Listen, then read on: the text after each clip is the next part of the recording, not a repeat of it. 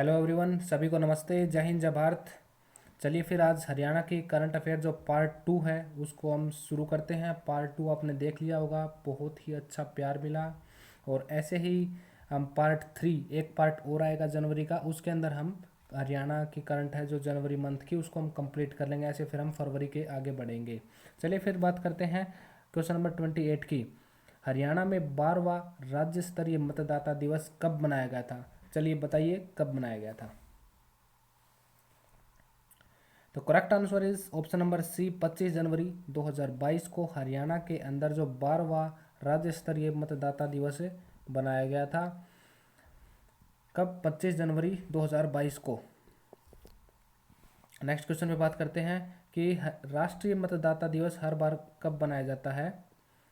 तो ये बनाया जाता है 25 जनवरी को। नेक्स्ट क्वेश्चन पे बात करते हैं क्वेश्चन नंबर 30।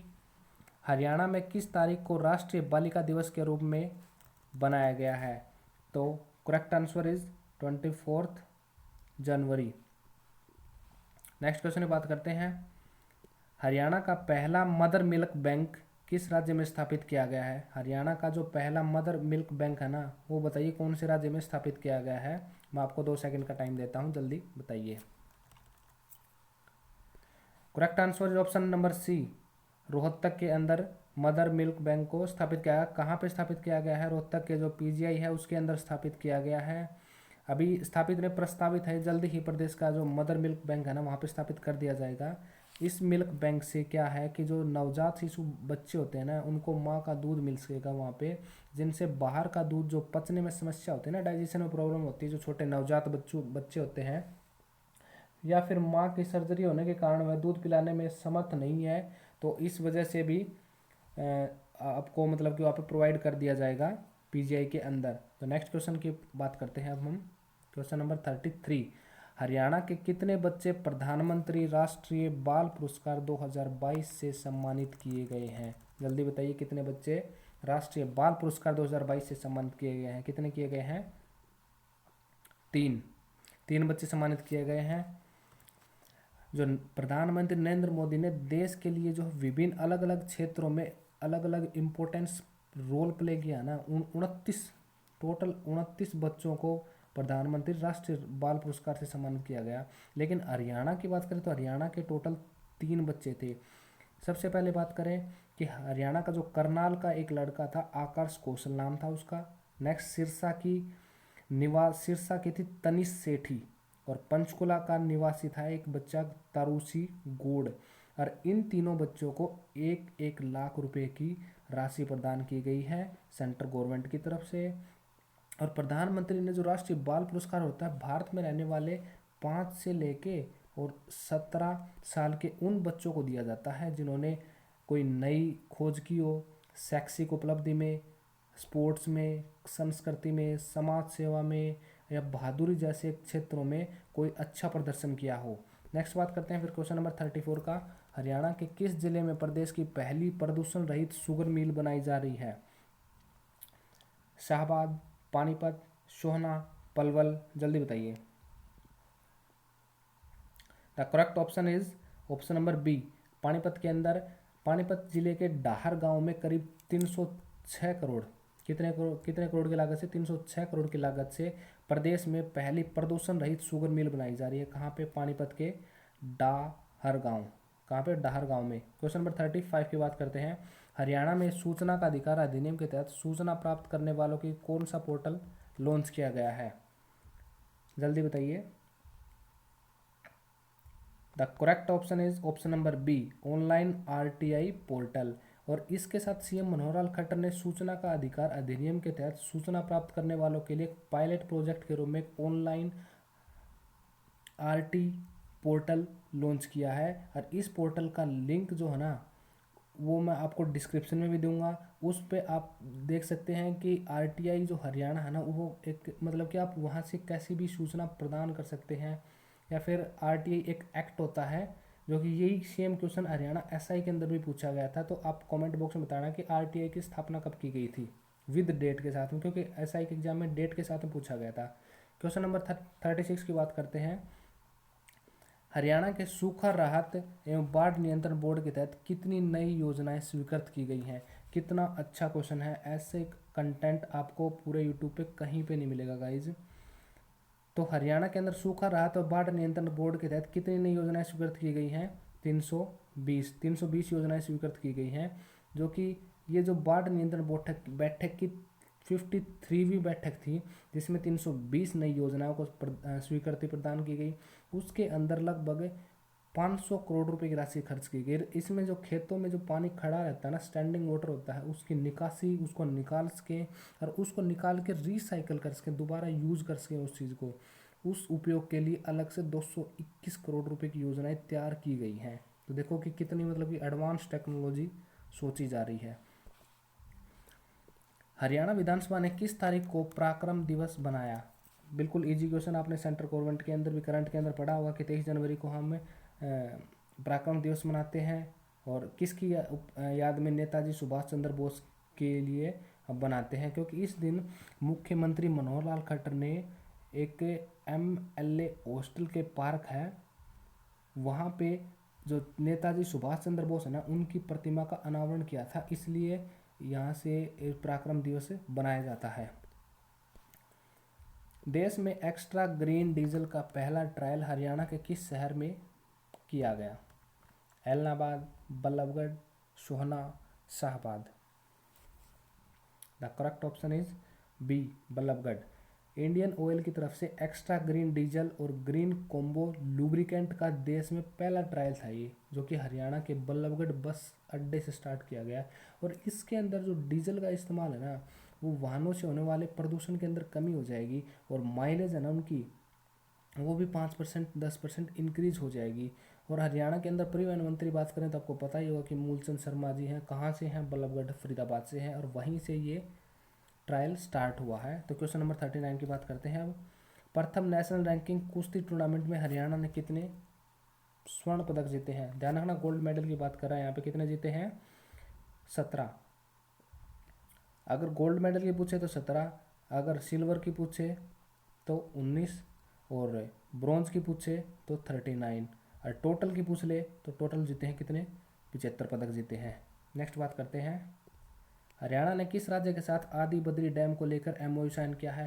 भाई इतना इंपॉर्टेंट क्वेश्चन है, मैं दावे के साथ कहता हूँ कि आपको पेपर में 101% देखने को मिलेगा। लेकिन आप इस वीडियो का कट लगा के मैं जिस दिन एग्जाम होगा मैं आपको दोबारा दिखा दूंगा कि मैंने ये बताया था कि ये क्वेश्चन डेफिनेटली आएगा, और आप इसको अच्छे से कर लेना कि हरियाणा ने किस राज्य के साथ आदि बद्री डैम को लेकर MOU साइन किया है, मेमोरेंडम एग्रीमेंट किया है। किसके साथ में किया है? हिमाचल प्रदेश के साथ में, हिमाचल प्रदेश के साथ में किया है। क्योंकि जो आदि बद्री डैम है ना, उसके निर्माण से सरस्वती नदी है उसका पुनरुद्धार होगा, और आदि बद्री डैम बनने से 20 क्यूसिक पानी निरंतर सरस्वती में प्रवाहित होगा, क्योंकि उसका पुनरुद्धार होगा, थोड़ा थोड़ा पानी उसके अंदर आएगा। और जो डैम है ना, ये समुद्र तल से लगभग 2000 मीटर ऊंचाई पर बनेगा, और जिसकी लागत लगभग 215 से 220 करोड़ रुपए तक होगी। नेक्स्ट बात करते हैं, देश की पहली डिजिटल रेरा कोर्ट हरियाणा के किस जिले में बनेगी? देश की पहली डिजिटल रेरा कोर्ट किस जिले में बनेगी? The correct option is Gurgaon. Gurgaon के अंदर बनेगी, और ये शिकायत निवारण प्रणाली के जो पूर्ण डिजिटलीकरण होता है ना, उसकी टेक्नोलॉजी के आधार पे बनेगी। एक समझौता किया है। इसके तहत जो हरियाणा का जो पहला डिजिटल रेरा कोर्ट है वो गुड़गांव के अंदर बनाएगा, और इस डिजिटल रेरा कोर्ट के गुड़गांव के अंदर अध्यक्ष कौन होगा? अध्यक्ष होगा के खंडेलवाल जी, ट्रिपल के खंडेलवाल जी होंगे। तो नेक्स्ट बात करते हैं हम, लाला लाजपत राय विश्वविद्यालय हिसार के नए कुलपति कौन बने हैं? इंपॉर्टेंट क्वेश्चन है, जल्दी बताइए। The correct option is C, doctor Vinod Kumar Verma. इनको लुआस के नए कुलपति बनाया गया है। और पहले कौन थे? डॉक्टर गुरदयाल सिंह जी थे, उनका सेवाकारी काल पूरा हो चुका है, और अब उनकी जगह पे कौन आ गए हैं? डॉक्टर विनोद कुमार वर्मा। और ये पूछ लिया जाए कहाँ से हैं, तो आप आंसर क्या देंगे? महेंद्रगढ़ से इनका मूल स्थान है। नेक्स्ट क्वेश्चन में बात करते हैं 44 क्वेश्चन की, हरियाणा के किन 2 खिलाड़ियों को टारगेट ओलंपिक पोडियम स्कीम में शामिल किया गया है? जल्दी बताइए। करेक्ट ऑप्शन इज दीक्षा डागर और यश घणघस, इन दोनों खिलाड़ियों को ओलंपिक पोडियम स्कीम में शामिल किया गया है। क्यों शामिल किया गया है? क्योंकि जो हरियाणा की गोल्फर है वो दीक्षा डागर है और जुडोको है वो यश घणघस हैं। इन दोनों को टारगेट ओलंपिक पोडियम में शामिल कर लिया गया है। और जो दीक्षा डागर जी हैं वो हरियाणा की झज्जर की रहने वाली है और जो यश घणघस हैं वो पानीपत के रहने वाले हैं।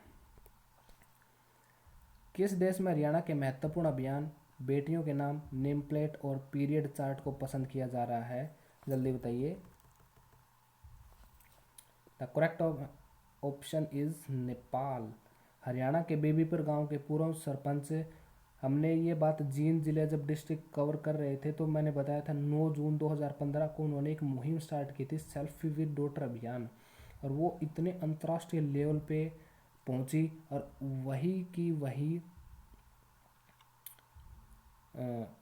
इतने मतलब कि ऊंचाइयों तक वो गई। उसके बाद में सेंट्रल गवर्नमेंट ने भी अपनाया उसने, और सेंट्रल गवर्नमेंट पे भी उसका अध्यक्ष उसको बना दिया गया, किसको? सुनील जागलान जी को। और वहाँ से फिर वो बहुत आगे तक गई। और ये कह सकते हैं कि हरियाणा का जो बीबीपुर गांव है वो उसके सरपंच थे, पूर्व सरपंच सुनील जागलान जी, उसके द्वारा शुरू किया गया था ये। और सुनील जागलान को अंतर्राष्ट्रीय संस्था टेवा द्वारा यूएन वीमेन द्वारा संयुक्त रूप से करवाए जा रहे जो कार्यक्रम उसके अतिथि के रूप में भी बुलाया गया था। ये कह सकते हैं कि नॉर्मली आमतौर पर कि जो सेल्फी विद डॉटर अभियान था ना, वो उसके थ्रू नेम प्लेट घर के आगे कौन सी कंट्री ने स्टार्ट किया है? नेपाल ने स्टार्ट किया है। किसने? नेपाल ने। नेक्स्ट बात करते हैं, हरियाणा के किस गांव में प्रदेश का दूसरा बायोगैस प्लांट लगाया जा रहा है? तो कहाँ लगाया जा रहा है? सुलर गांव। अब आप पूछेंगे कि सुलर गांव कहाँ पड़ता है? सुलर गांव पड़ता है कहाँ पे? अम्बाड़ा के अंदर पड़ता है। कहाँ पड़ता है? अम्बाड़ा के अंदर। और ये जो है ना ये सेकंड है। अब आपके मन में ये भी आ रहा होगा अगर ये सेकंड है तो फिर फर्स्ट कहाँ पे लगाया जा रहा है? तो फर्स्ट आपकी जायज़ बात है कि फर्स्ट कहाँ लगाया जा रहा है? हिसार के अंदर लगाया जाता है। हिसार के भी कहाँ पे? उकलाना के अंदर। और ये 6 महीने के पूरा लक्ष्य रखा है कि 6 महीने बन जाएगा। और इसके एस्टिमेट खर्च आएगा इस पर कितना? 85 लाख रुपए खर्च आएगा एस्टिमेट देखा जाए तो। बाकी बन जाएगा तो उसके बाद में हम दिखा भी देंगे आपको। 47 क्वेश्चन की बात करते हैं कि कोटला जिला हरियाणा किस जिले में स्थित है? बीच बीच में मैं आपको एक स्टैटिक जीके टाइप में क्वेश्चन भी दे रहा हूँ ताकि आपको पता चलता रहे कि आपकी तैयारी कैसी है। तो बिल्कुल आसान सी बात है कि नूंह या मेवात के अंदर कोटला झील है। तो 48 की बात करते हैं कि किस हरियाणवी को यूनेस्को में सीनियर रिसर्च कंसल्टेंट पद पर चयन हुआ है? बताइए। Option number B Divya Sharma. Divya Sharma Kaithal के कलायत की बेटी है अपनी। और इसका संयुक्त राष्ट्र वैज्ञानिक और सांस्कृतिक संगठन जो यूनेस्को है ना, यूनेस्को का हेडक्वार्टर कहाँ पे? पेरिस के अंदर। यहाँ पे एक सीनियर रिसर्च कंसल्टेंट के पद पे चयन हुआ है। किसका? दिव्या शर्मा का। कैथल की बेटी है ये। 49 हाल ही में हरियाणा के किस उम्रदराज महिला का निधन हो गया है? जल्दी बताइए। ऑप्शन नंबर सी सफरीन देवी। सफरीन देवी जींद जिले की थी। और जींद जिले के गांव की बात करें तो बरहा कला गांव था वहाँ पे। और अगर मैं आपको ये भी बता दूं कि किस कॉलोनी की थी तो ये कॉलोनी थी आबाद विश्वकर्मा कॉलोनी जींद के बरहा कला की। और लगभग इसकी एज है ना 115 वर्ष की हो आयु में इनका निधन हुआ है। ध्यान रख लेना, HSSC पूछ सकती है कि जींद की शरीफन देवी का डेथ 115 उम्र में हुआ है बरहा कला गाँव में।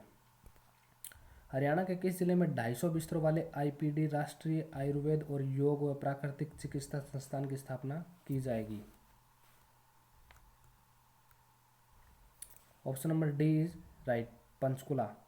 पंचकुला में लगभग 270 करोड़ रुपए की लागत से 250 बिस्तरों वाले IPD राष्ट्रीय आयुर्वेद योग व प्राकृतिक चिकित्सा संस्थान की स्थापना की जाएगी। इसके अंदर 100 आयुर्वेद और 150 नेचुरल चिकित्सा के बेड होंगे जिससे कि थोड़ा मेडिकल फैसिलिटी में हेल्प मिल सके। क्वेश्चन नंबर 51 की बात करते हैं कि हरियाणा के मुख्यमंत्री ने किस जिले में सम्राट मिहिर बोज गुरुकुल विद्यापीठ का शिलान्यास किया है? तो ऑप्शन नंबर डी यमुनानगर के अंदर। यमुनानगर की जगाधरी में पोटा साहिब मार्ग पर मिहिर बोज गुरुकुल विद्यापीठ का शिलान्यास किया है। और ये जो है ना ये विद्यार्थी सीबीएसई पैटर्न की तर्ज पर शिक्षा ग्रहण कर सकेंगे। यहाँ पे 52 क्वेश्चन की बात करते हैं। चंडीगढ़ की नई मेयर कौन बनी है?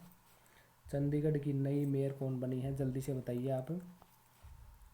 Option number C, Sarabjit Kaur ji Chandigarh की नई मेयर बनी है, जो कि भारतीय जनता पार्टी की तरफ से है, बीजेपी की तरफ से। एशिया कप के लिए महिला हॉकी टीम का कप्तान किसे बनाया गया है, जल्दी बताइए। Option number B, Savita Punia. Savita Punia ji को महिला हॉकी टीम का कप्तान बना दिया गया है, आप ध्यान कर लेना। क्वेश्चन नंबर 54 की बात करते हैं। हरियाणा के मुख्यमंत्री ने 10,000 से अधिक आबादी के कितने गांव में कमल क्लब बनाकर युवाओं को जोड़ने का ऐलान किया है? तो कितने कमल क्लब बनाए जाएंगे? 125। Option number D is right answer. तो नेक्स्ट क्वेश्चन की बात करते हैं। हरियाणा के किस इंस्टीट्यूट में भारत की सभी दुधारू नस्लों में दूध सोमेटिक सेल काउंट्स के आधारभूत मूल्य पता लगाने के लिए परियोजना को शुरू किया गया है? तो वैसी कौन सी योजना है? वो है NDRI के थ्रू। और भारत की सभी दुधारू नस्लें में दूध सोमेटिक सेल होती हैं, उसके ऊपर जो मूल्य का कॉस्ट का पता लगाने के लिए NDRI मैंने बताया था आपको करनाल में है। 1955 के अंदर इसकी स्थापना हुई थी। 1923 में बेंगलोर से शुरू हुई थी इसको, और ये एक डीम्ड है अपने आप में। डीम्ड यूनिवर्सिटी कितनी है हरियाणा में? टोटल 6 हैं। डीम्ड क्या होता है ये मैं आपको करनाल डिस्ट्रिक्ट में बता चुका हूँ, अगर नहीं पता है तो आप वो वीडियो जाके देख सकते हैं। इस परियोजना के अंदर विदेशों की तर्ज पर देश में फैट के बजाय जो सेल कोशिका होती है ना, जो दही कोशिका जिसको बोलते हैं, आधार पर दूध की जो गुणवत्ता होती है ना उसको परखी जाएगी, और उसके आधार पे उसकी क्वालिटी में हम पता लगा सकेंगे। इसलिए NDRI का एक बेहतरीन स्टेप है। तो क्वेश्चन नंबर 56 में बात करते हैं कि हरियाणा में अवैध ईंट भट्टों की शिकायत के लिए किसने ऐप तैयार किया है? ऐप तैयार किसने किया है? ऑप्शन नंबर सी, हरसैक ने तैयार किया है। कि जो प्रदूषण नियंत्रण बोर्ड है, क्योंकि आपको पता है कि ईंट भट्टों से इतनी धुआं निकलता है और वो एसिड रेन भी करवाता है, तो हरसैक ने अवैध ईंट भट्टों की शिकायत के लिए विशेष सैटेलाइट इमेजरी आधारित एप्लीकेशन तैयार की है। लोग इस ऐप के माध्यम से अवैध रूप से चल रहे ईंट भट्टों की शिकायत फोटो खींच के वहाँ डाल सकेंगे और तुरंत कार्रवाई होगी। कितना अच्छा तगड़ा फैसला है ये। 57 की बात करते हैं। पुणे में आयोजित राष्ट्रीय रोइंग चैंपियनशिप में किस हरियाणवी ने स्वर्ण पदक जीता है? तो किसने जीता है? पूजा सांगवान ने। पूजा सांगवान कहाँ की है? चरखी दादरी की है। चरखी दादरी के मंदोला गांव की रहने वाली है पूजा सांगवान ने, और इसने महाराष्ट्र के अंदर पुणे में 39वीं राष्ट्रीय रोइंग चैंपियनशिप में गोल्ड मेडल जीत के हरियाणा का ही नहीं बल्कि इंडिया लेवल पे नाम रोशन किया है। और इन्होंने 2018 में इंडोनेशिया के अंदर आयोजित हुए थे एशियन गेम, और भारत की ओर से प्रतिनिधित्व किया था, लेकिन उसके अंदर भी इन्होंने 6th पोजीशन पाई थी। तो नेक्स्ट बात करते हैं। हरियाणा राज्य महिला आयोग की चेयरपर्सन किसे नियुक्त किया गया है? बहुत इंपॉर्टेंट क्वेश्चन है। आज की इस वीडियो से कम आपको आने वाले पेपर में 2 से 3 क्वेश्चन मैं आपको विद स्क्रीनशॉट लेके दिखा दूंगा जब एग्जाम आएगा, कि देखो मैंने उस टाइम पे आपको कहा था कि क्वेश्चन डेफिनेटली आएंगे, और आएंगे, देख लेना। तो किसको नियुक्त किया गया जल्दी बताइए। Option number B, Renu Bhatia को। हरियाणा सरकार ने भाजपा नेत्री एवं फरीदाबादी की हैं ये रेणु भाटिया, इनको इमीडिएट प्रभाव से इनका चेयरपर्सन नियुक्त किया गया है। और जो फरीदाबाद की जो डिप्टी थी, पहले ये डिप्टी मेयर रह चुकी है रेणु भाटिया, उनको 3 साल के लिए नियुक्त किया गया है।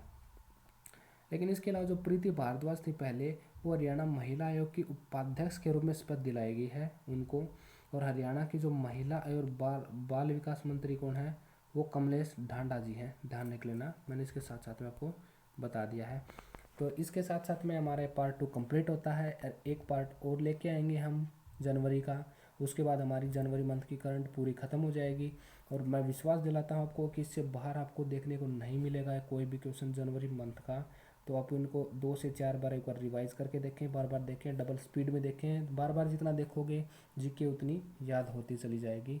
तो चलिए फिर मिलते हैं किसी नेक्स्ट वीडियो के साथ में। तब तक अपना प्यार सपोर्ट ऐसे ही बनाए रखना, और थैंक यू, बाय बाय, जय हिंद।